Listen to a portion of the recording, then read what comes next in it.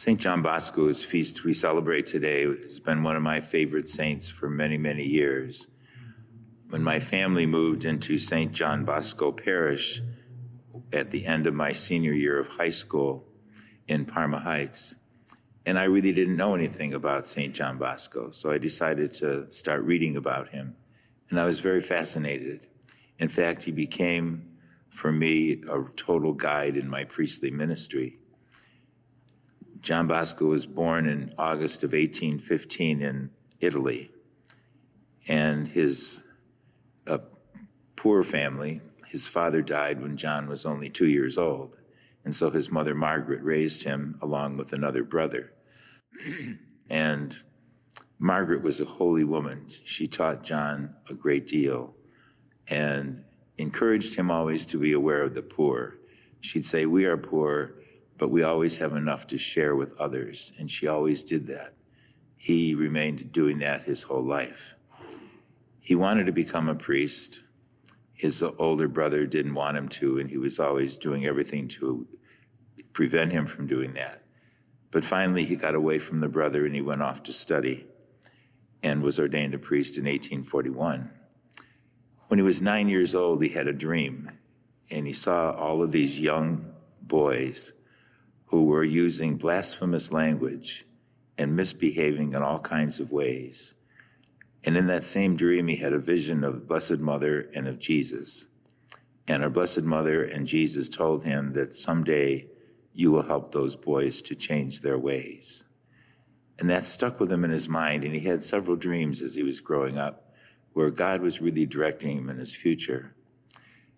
He realized in Italy that was the Industrial Revolution, and in turn, there were many young men and even teenage boys who were coming into the city looking for work, and a lot of them couldn't find any work, and so they were getting into trouble and doing all kinds of things they shouldn't be doing.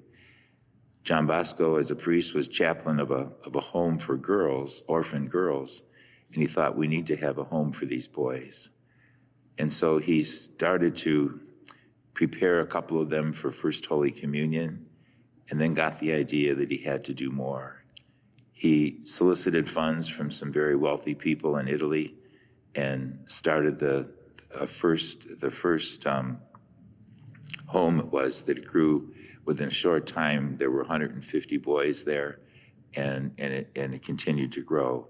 He gathered some young men, priests around him, and they founded the Order of St. John Bosco, the Salesians, after St. Francis de Sales.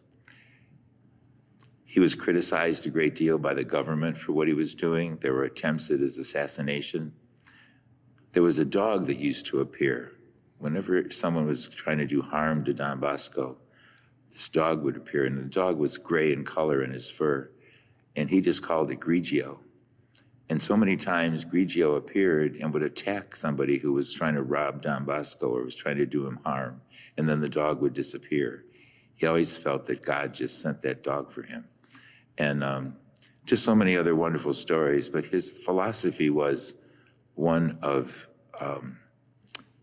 reason, religion, and kindness.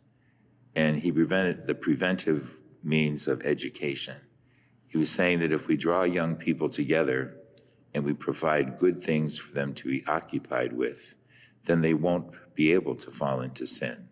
You'll prevent them from doing what's wrong. And that philosophy is so true.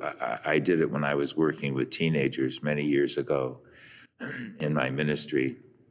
And oftentimes I was working with young boys and girls who only had one parent, no father usually, and they were always in trouble. Whenever I needed help with anything, those were the kids that I asked for help. And they were shocked because nobody else wanted them. And by asking them to do something good, it changed their attitude. They would do anything for me because I allowed them, I respected who they were, and that's what Don Bosco would have done. When I had